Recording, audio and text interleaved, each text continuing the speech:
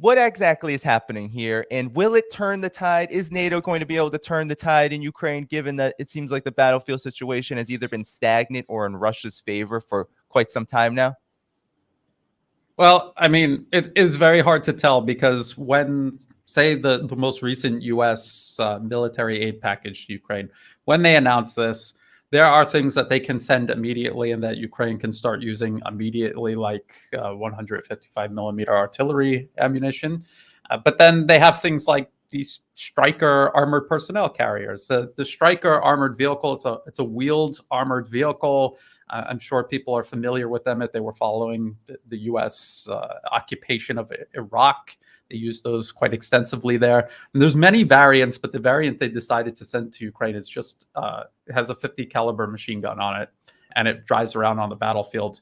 It has light armor, and it's vulnerable to pretty much everything except small arms fire, which, I mean, the type of weaponry that Russia is going to be firing at these on the battlefield is going to be much more significant than small arms fire.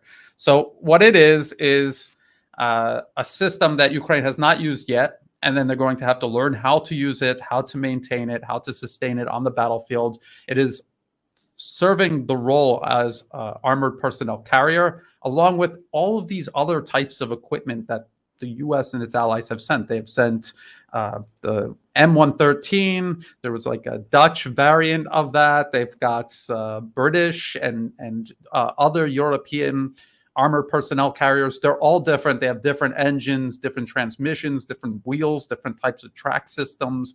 It is such a hodgepodge of equipment, probably dozens, if not scores, of vehicles serving the armored personnel carrier role alone. And then how do we figure out when that's actually going to get to Ukraine? We have no idea, because they have to train Ukrainians on how to use it before they send it. So this is what makes it so hard to keep track of these announcements. And like you said, recently, since the new year, they have been announcing larger and larger quantities of weapons. And what it looks like they're trying to do is just throw weapons at the problem. The problem is Ukraine is losing huge amounts of men and equipment on the battlefield every single day. Their offensives ground to a halt. They threw a huge amount of men and equipment at Russian defenses, and they ground to a halt. And they're back to where they started before the offensives, which was falling back, losing a city here, losing a city there.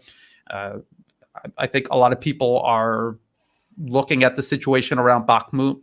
I was just reading a BBC article where they admit that Ukraine now has announced that it has lost Soledar, but they're going to do a counterattack and take it back soon. So just wait. But they also admit that Bakhmut is at risk of being encircled, and you can look at even the pro-Ukrainian life maps that indicate that that is the case. So how is that happening?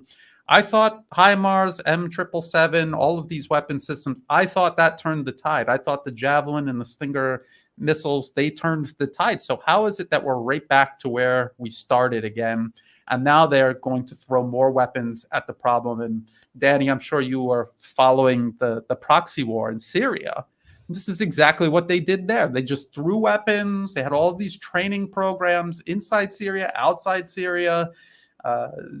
And then it eventually crept toward U.S. military intervention directly. That's what I'm afraid is going to happen regarding Ukraine. It's incredibly dangerous. It was incredibly dangerous in Syria. Russia and Syria and Iran and Hezbollah, they managed that escalation very well.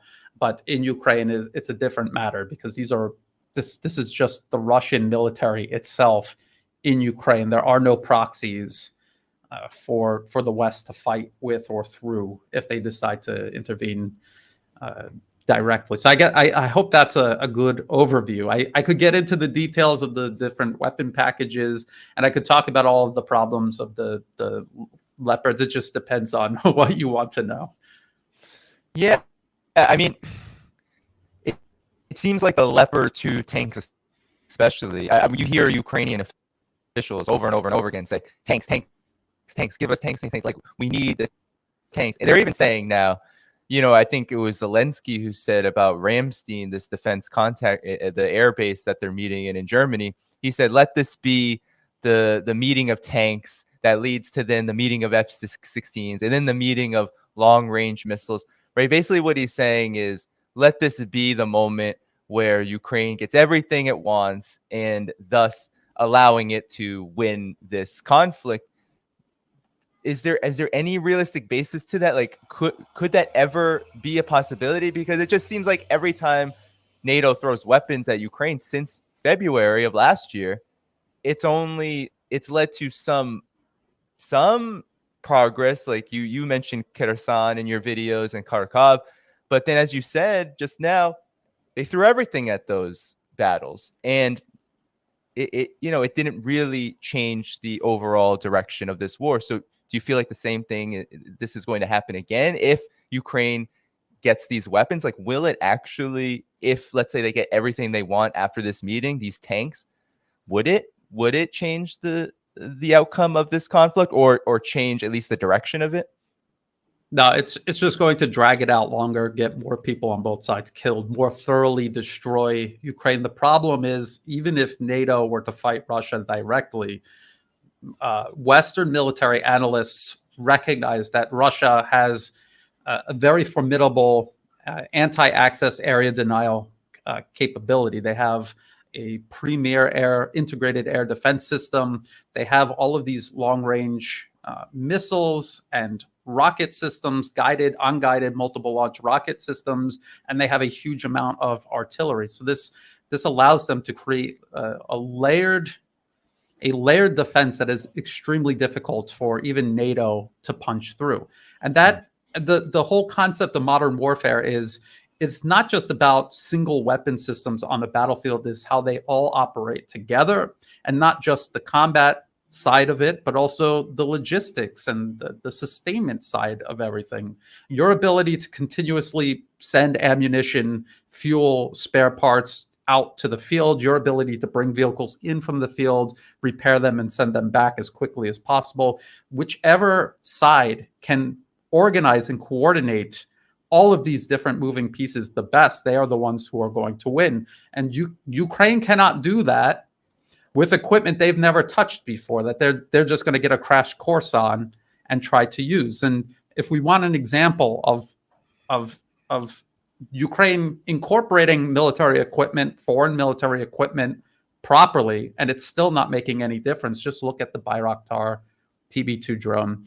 They made the deal with Turkey years ago, and then over the last couple of years, they had Turkey come in and train Ukrainians. They test flew them.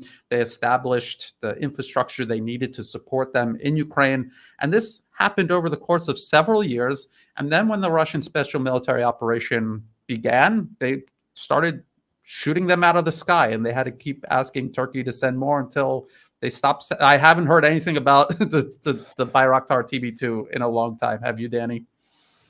No, not at all. Not at all.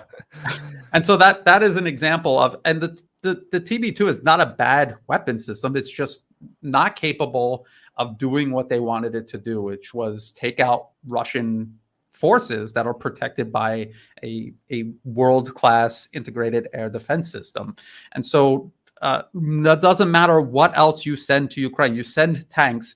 Tanks are supposed to go into battle supported by aircraft, both helicopters and warplanes, supported by a significant amount of artillery and infantry, with infantry fighting vehicles on the battlefield. And these are all supposed to be forces that are well-trained, crews with years of experience operating these vehicles, not just individually, but collectively in their unit. There's absolutely no way for Ukraine to do that. It's impossible. And it was exactly like the US and their allies thinking they're going to create an army out of thin air in Jordan, in Turkey, and send them into Syria and defeat the combined forces of the Syrian Arab Army, the Russian Federation, Iran, and Hezbollah. It just was unrealistic. And look at how it's unraveling. And we're looking at the exact same situation in Ukraine right now. It doesn't matter what they send. It's not plausible to send sophisticated, complex, modern weapons to a country in the middle of a war who has never used them before and expect them to use them effectively on the battlefield. It's impossible. Yeah, and I mean, Ukraine is, you say it over and over again, and I say it over and over again on this channel. Ukraine was a proxy. Ukraine was I don't think Ukraine was ever supposed to get into a conflict like this, but this is what happened. And now it seems like Ukraine, of course, is definitely paying the consequences. And this conflict I think this conflict has turned the tide in the other direction. It may not be, the kind of quick and resound kind of turn that I think people, especially who watch our channel, would hope for, right? It's not going to end anytime soon, given that these weapons only prolong the situation. But I was thinking about the situation in Bakhmut because I was watching your coverage and some others' coverage and looking at that map, that live Ukrainian army map, and it seems like Russia is in the process of encircling Bakhmut, and it could fall very soon. This is after the Soledar victory for Russia in recent weeks. What would be the significance of Bakhmut falling to Russia? Because I think what we see in the Western media often is not only are these weapons hyped as the potential for turning the tide, but then you also have a minimization of any progress that Russia makes on the battlefield, either through just omitting and playing down the situation, or when covering it, saying, well, this actually doesn't matter that much because we're going to make sure that Ukraine gets what it needs and that it will be able to wage some kind of offensive later this winter or the spring. What do you think would be the significance of Bakhmut falling to Russia? Seemingly, it seems it could be any moment now in the next several weeks. Yes, I think people should keep in mind that Russia has said, and this is just what they're saying. They're saying that their primary objective is demilitarizing Ukraine. The commanders around Bakhmut on the Russian side, they have said that this is about drawing in Ukrainian forces and eliminating them. And they want to encircle Bakhmut, not necessarily to take the city, although, why not? But the idea of encircling the city is to trap as many forces inside as possible, to prevent them from withdrawing, and then to press them into positions that are less defendable, where they'll lose even more forces if they try to stand and fight. This is the whole process. And Russia has no problem moving the line of contact forward as long as they don't stretch it out longer.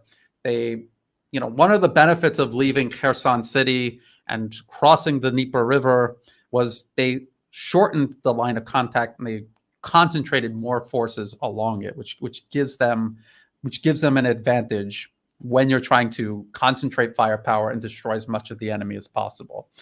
So this is the concept on the Russian side. On the Ukrainian side, Bakhmut, Soledar, Seversk to the north, and Avdiivka outside of Donetsk, all the way to the south of Bakhmut. If you look on a map, it is a line. It is a defensive line that Ukraine has built up over several years. These are defensive positions that you cannot just create overnight. They are time tested. They are battle tested. There was all of that fighting taking place, even if it was less intense, during the attempted implementation of the Minsk agreements. But they're not going to be able to fall back and build another defense line like that. So once Ukraine loses that defense line, which is why I suspect they're trying to hold. I mean, of course, there's the optics. They have to create the illusion that they're winning, so they don't want to just fall back. But at the same time, if they lose Bakhmut, Soledar, Seversk, Avdiivka, these are fortified cities that they're not going to be able to fall back to another city as fortified as these were. So that is the problem on the Ukrainian side. And then the other problem is we were told that, you know, they have HIMARS. Not even a single HIMARS launcher has been destroyed. This is what the Western media keeps saying, that Russia's making that up. And yet, if that is the case, and HIMARS was doing so much damage to Russia's rear, their supply lines were decimated, they had no ability to supply troops in the front lines. How is this happening? How is this happening? So this is the smoke screen of success that they've tried to create, blowing away in the winds of battle around Soledar and Bakhmut.